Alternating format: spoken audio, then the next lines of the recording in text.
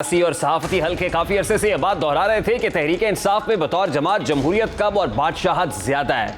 जहां सिर्फ फर्द वाहिद की उजारादारी है, उसी का हुक्म अरफ आखिर समझा जाता है। पंजाब और केपी असम्बलियों की तहलील और कौमी असम्बली से इस्तीफों की पुरजोर मुखालफत के बाद भी इन मनसूबों को अमली जामा पहनाने से इस बात को मजीद तकवीत मिली। पहले पहल जो बात सरगोशियों में की जाती थी, सानेहा 9 मई के बाद अब वो बातें सियासी और सहाफती हल्कों के अलावा खुद तहरीक इंसाफ के कलीदी रहनुमा रहने वाले सरे बाजार कर रहे हैं और बता रहे हैं कि किस तरह बानी तहरीक इंसाफ फैसले सादर करते और पॉलिसीज बनाते और इन्हें इन पॉलिसी से इख्तलाफ की भी इजाजत नहीं होती थी। फवाद चौधरी, इमरान इस्माइल समेत बहुत से सियासतदान इन्हीं पॉलिसीज के बाइस पार्टी से अलहदा हुए, लेकिन अब असद उमर जैसे इमरान खान के इंतहाई करीबी रहनुमा भी ये कहने पर मजबूर है कि हम पार्टी पॉलिसी से मुत्तफिक नहीं थे, इसीलिए अपनी राहें जुदा की हैं। असद उमर जब से पार्टी से अलहदा हुए खामोश थे, लेकिन गुज़श्ता रोज़ इस्लामाबाद की अदालत में जैसे उन्हें बानी तहरीक इंसाफ ने नज़रअंदाज किया, ये असद उमर की तवक्कुआत के बिल्कुल बरक्स था, जिसके बाद वो गुज़श्ता रोज़ ही एक टीवी प्रोग्राम में दोबारा मंजर आम पर आए और अपने ही साबिका चेयरमैन के खिलाफ एक मुकम्मल चार्जशीट पेश कर दी और कहा कि चेयरमैन पीटीआई जो स्ट्रेटजी लेकर चल रहे थे उससे इत्तफाक नहीं करता, इसीलिए तो अपनी पॉलिसीज की वजह से पार्टी का ओहदा छोड़ा। असद उमर क्या कह रहे थे? साबिक सेक्रेटरी जनरल तहरीक इंसाफ आज तो इमरान खान के खिलाफ चार्जशीट पेश कर रहे हैं, लेकिन 8 मई और यहां तक कि 9 मई के वाकयात रूनुमा होने तक वो पार्टी पॉलिसी के साथ नजर आते थे, बिल्कुल कांधे से कांधा मिलाकर खड़े होते थे। जैसे ही वक्त पलटा खाया है, असद उमर ने भी पार्टी से राय जुदा कर ली। अगर असद उमर पार्टी पॉलिसी से नाला थे तो वो बर वक्त पार्टी से किनारा कशी इख्तियार करके ये बातें कर सकते थे और अपनी ही जमात के रहनुमाओं को भी खबरदार कर सकते थे, लेकिन गुज़श्ता रोज से पहले वो पार्टी के उसूली मौक़िफ़ के ना सिर्फ हिमायती थे बल्कि हर तरह की मज़ाहमत का दिफा करते भी दिखाई देते थे। आज से पहले यानी अब ये जो स्टेटमेंट दिया है 9 मई से पहले का असद उमर क्या था, जरा उसकी एक झलक भी आपके सामने रखता है। जब अगला इलेक्शन आएगा और स्पीकर साहब ये रिकॉर्ड कर रहा है, ये कैमरा रिकॉर्ड कर रहा है, ये पार्लियामान में रिकॉर्ड हो रहा है, इंशाअल्लाह ताला जब अगला इलेक्शन आएगा तो तहरीक इंसाफ की हुकूमत को इलेक्शन खरीदने की जरूरत नहीं पड़ेगी। असद उमर ने गुज़श्ता रोज -1 की मुखालिफत भी की और 2 कदम पीछे हटने की बात भी की।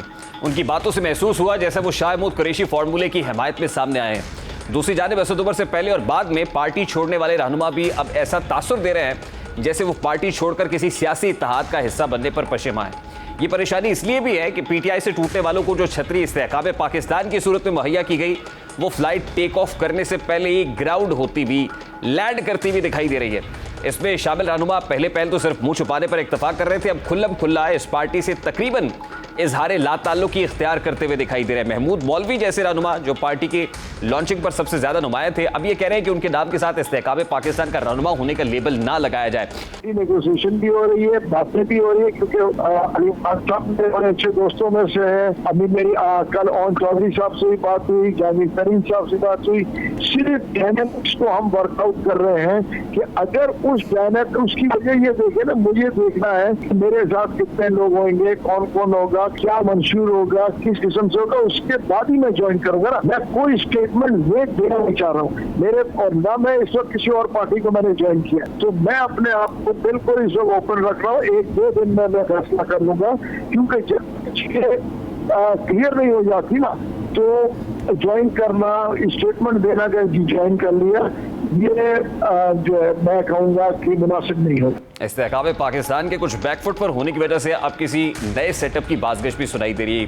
वो सेटअप इस बार पंजाब की बजाय केपी से नमूदार होने की तवक्को की जा रही है और खबरें हैं कि अब परवेज़ खटक की जानिब से केपी में तहरीक इंसाफ के मुतबादिल के तौर पर एक मजबूत ग्रुप बनाने की कोशिशें तेज़ हो चुकी हैं, जिसमें केपी के बहुत तगड़े रहनुमा शामिल हो गए और वो 2-3 ऐसे लोग भी बानी तहरीक इंसाफ को सरप्राइज़ देंगे जो अब तक उनके साथ खड़े थे।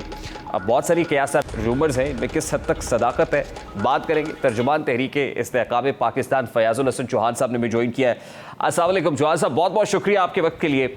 सबसे पहले तो बड़ा सादा सा सवाल है, क्या तहरीक इस्तेहकाम पाकिस्तान के प्लेटफॉर्म से इलेक्शन लड़ना यह आपका आखिरी फैसला है या इसमें कोई लचक की गुंजाइश है या जिसे कहें यू टर्न की गुंजाइश है?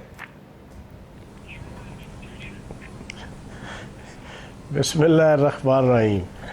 वो आपने तो वैसे ही जज की तरह पूछा है। वो जज जब फांसी की सजा देने लगता है तो कहता है यार कि अपनी आखिरी ख्वाहिश बताओ जरा। ऐसा क्यों लगा वैसे आपको जवाब साहब? मेरे सवाल से आपको ऐसा क्यों लगा?